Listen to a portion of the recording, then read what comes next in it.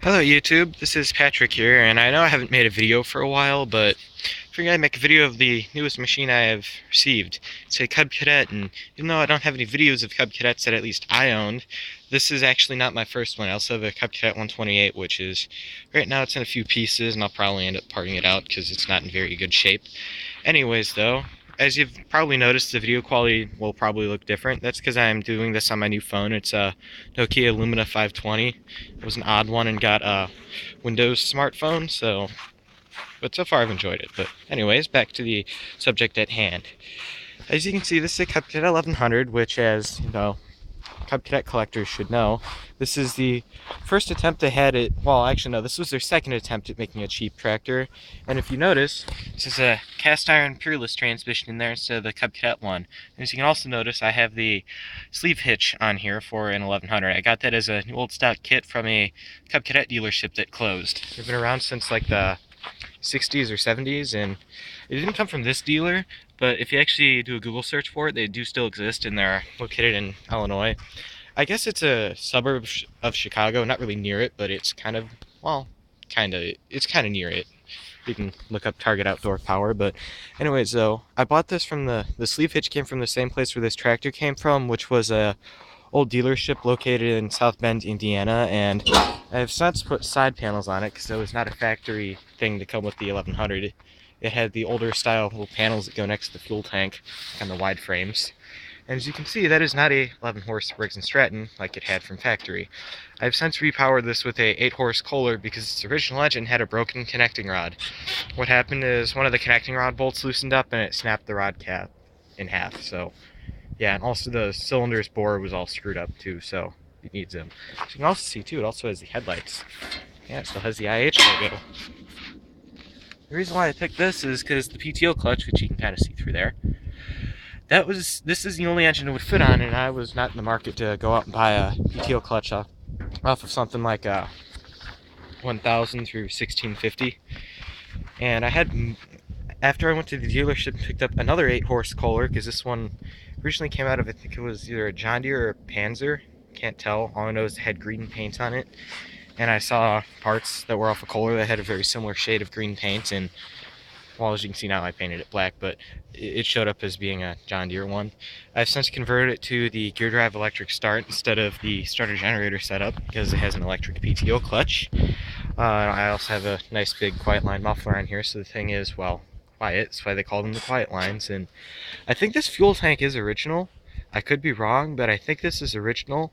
This is the correct fuel tank for something like a wide frame, but the quiet lines I know had plastic tanks, and I'm not sure if that's factory or not. It could be, but it also wouldn't be unheard of for it to not be. Also, one thing you'll notice too about the dash, it is very plain. You have three things on the dash other than the steering wheel and stuff down here. You have the throttle, PTO switch, and choke. That's all. There's no gauges or anything.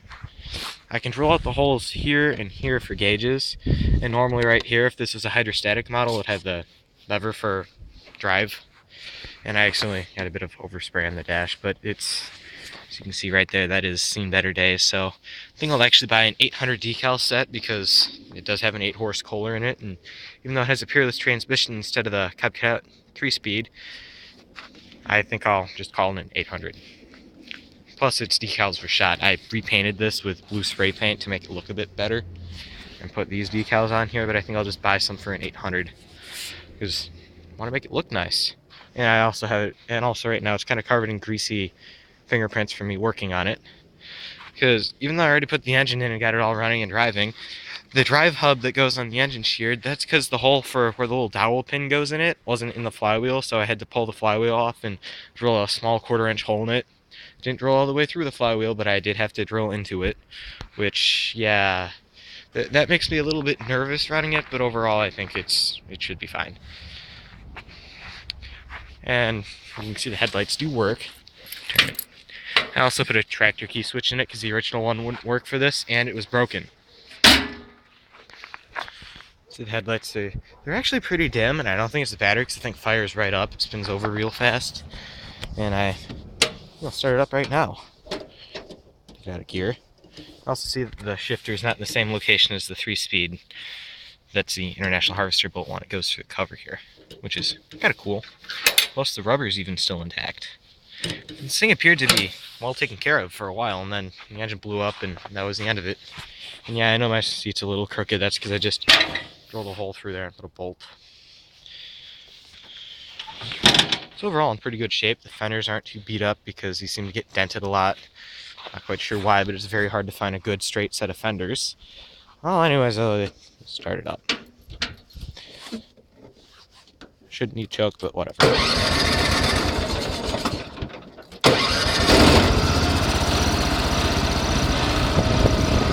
As you can hear, it's pretty darn quiet.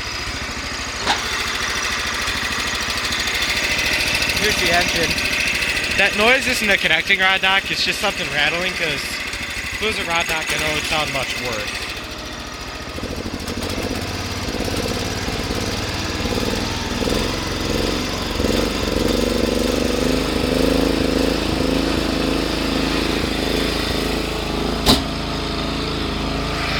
And as you can hear, it's pretty darn quiet.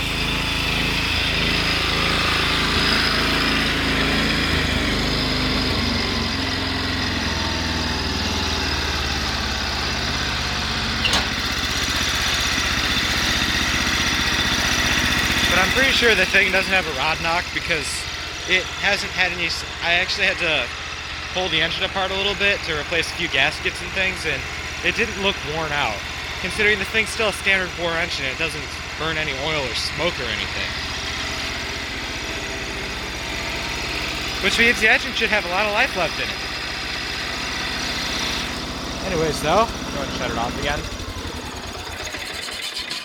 Also, one thing I had to do to it, if you notice down there, is I had to cut the frame and modify the side panel a bit, cut that and bend that out of the way, because the one thing about the 800 is it has a specialty small starter, because the way the starter mounts, it faces down instead of up on the bigger engines, like the 10, 12, 14, 16, etc.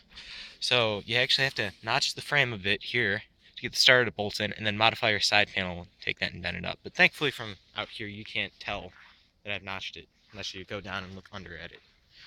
So the cool thing, it still has the little rubber foot things, I guess. I don't know, footrests.